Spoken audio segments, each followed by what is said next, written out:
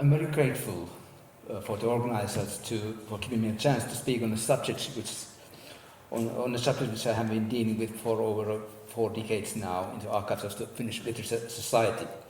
And now I'm in the project Filter, which is a short form for Formulaic, intertextuality, thematic networks, and poetic variation across regional cultures of Finnic oral poetry, a simple name. And you see participants of the project in the picture. I won't read their names now there. That's the project for creating new perspectives to wide corpus of Estonian, Karelian, Ingrian, and Finnish oral poetry. And working with projects are focused from two countries, Finland and Estonia, and collaborating with scientists from the computer scientists from the University of Helsinki Center for Digital Humanities. In this presentation, I will speak about one of the most central folklore genres in Finnic folkloristics and about the various ways how people have tried to improve its usability and accessibility at different times. This genre has conventionally been called Kalevalaik or Kalevala metric poetry after the epic compiled and published by the Finnish Literature in 1835. And this Kalevala metric poetry is not a native term for the genre. There is no any single designation for that. In principle, it's a poetic, non-stanzaic tradition with trochaic 4 feet meter, characterized by abundant use of alliteration and semantic parallelism. And you see 2 lines there with a lot of alliteration and both are also parallel, semantically parallel to. The tradition covers a great number of genres, from heroic epic to lyric songs, from incantations to children's poems. And this poetic tradition is not exclusively a Finnish phenomenon. It's known practically by all the Finnic peoples, Finns, Karelians, Isorians, Votes, and Estonians. I think Livonians and Lepps are only Finnic people who miss it. In Estonia, it's usually called regilaul or regisong, emphasizing the fact that it is to a large extent a musical tradition, and in Finland it's often called a runolau or runosong, utilizing the word runo, originally a wise man, healer, singer, and in modern Finnish a poem. It's actually related to the Irish word rune.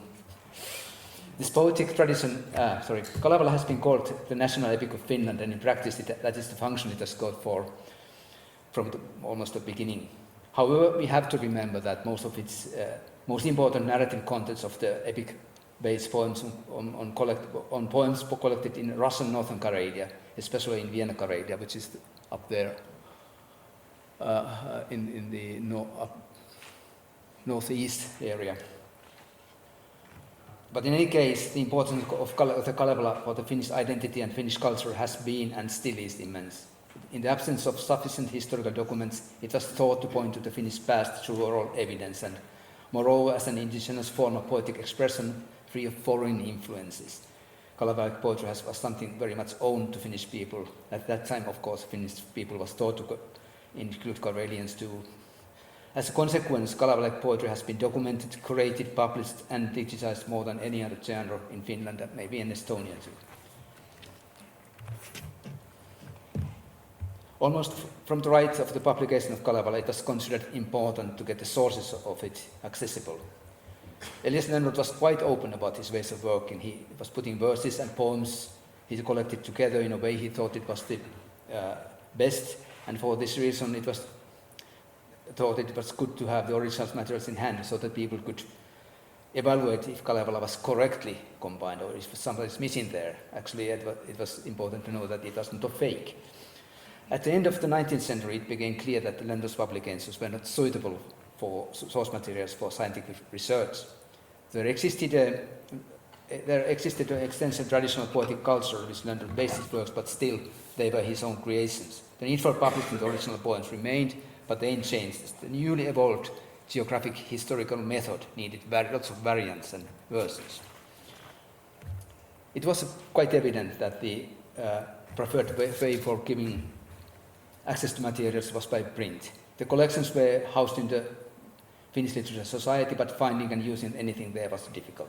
there was also a danger that the original manuscripts could be damaged or even lost because of the growing use. So putting them in print was also the way to protect them.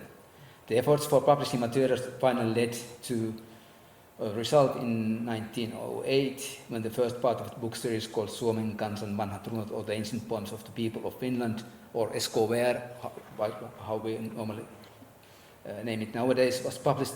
It contained the poems from Vienna Karelia, which was the most important area relating to Kalevala, and it started a series of regional parts covering the whole Finland and Karelian and Ingrian areas in Russia. Between years 1908 and 1948, a total of 33 bound volumes, you see them all there, were published, comprising 14 regions or provinces and about 27,000 pages.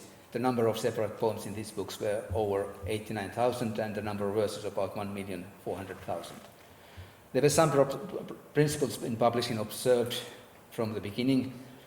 All regional parts are arranged thematically. Every text is published as close to the original as possible, and all the texts are provided with a certain metadata: collector's name, place, and date of collecting, and the name of the informative noun, or the singer. To sum it up, it can be said that this SKVR has been functioning very successfully as the primary source for the study of Kalevala metric poetry well over 100 years. It has got an immense meaning for the development of the Finnish folklore studies. Scholars have got the opportunity to access the materials on their desks, and they have also been able to refer exactly to the sources.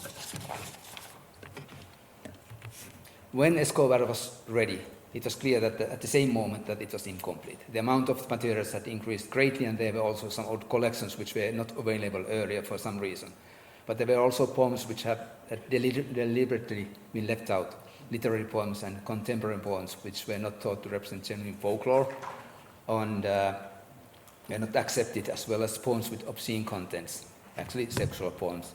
In 1960s, an inventory was made of these poems into archives which were not included there, and the target was to publish them as the supplementary to SKVR.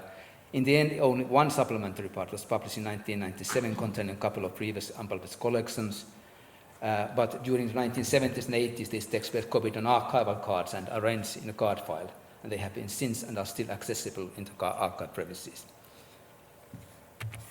At the end of 1990s, the idea to digitize this SKVR arose.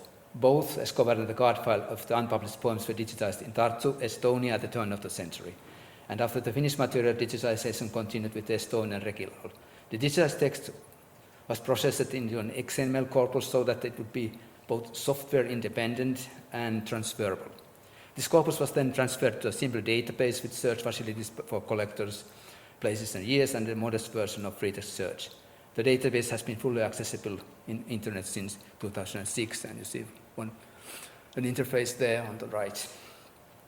As stated before, all regional parts were thematically arranged. The thematical arrangements in different parts were parallel, but not totally similar. The grouping of poems to types differ in many cases.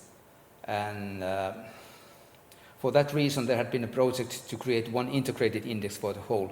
When this was accomplished, a new web interface with an extra feature of thematic search was introduced a couple of years ago. The integrated index contains no less than 7,573 types in 8 main groups, and that makes it very difficult to use for someone who doesn't know what's in there.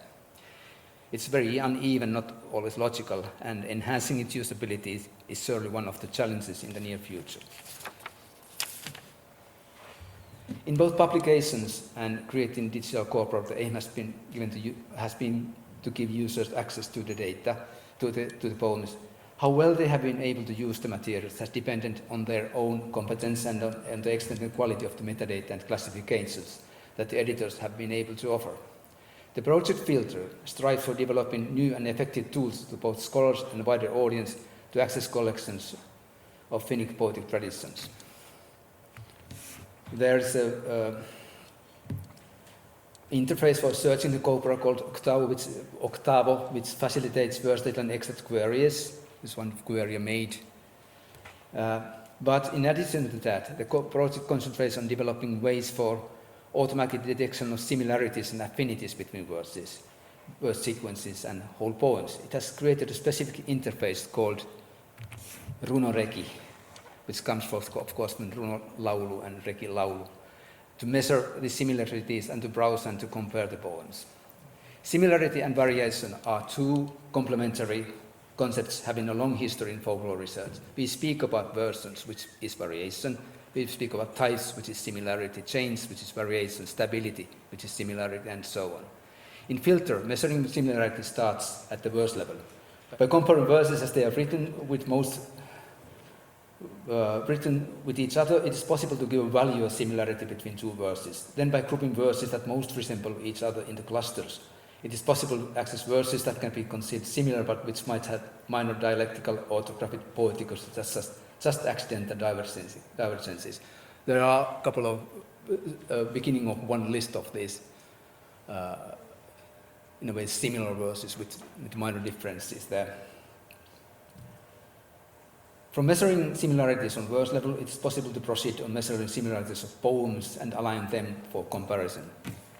We can just take the poem from which this verse comes from, and on the right we see something which this runoregi now calculates as similar. And then we can compare those, choose poems there for comparing and give values for how similar they are in percentages. The value of similarity between poems can be calculated and poems can be grouped into clusters. Poems of a cluster can be presented in a dendrogram on the left, and which shows affinities between poems and forms branches of those which are closest to each other. In the filter, visualizations and interface results of any query can be put on a map. So this is one branch here put on a map on the right. Access to Kaleva-like poems has been given first in the form of the printed books. Then, about 100 years later, the access turned digital, giving more power for overall search into poems. The digital version has almost totally superseded the printed one, though there are always some people who prefer the printed book and a kind of holistic view of the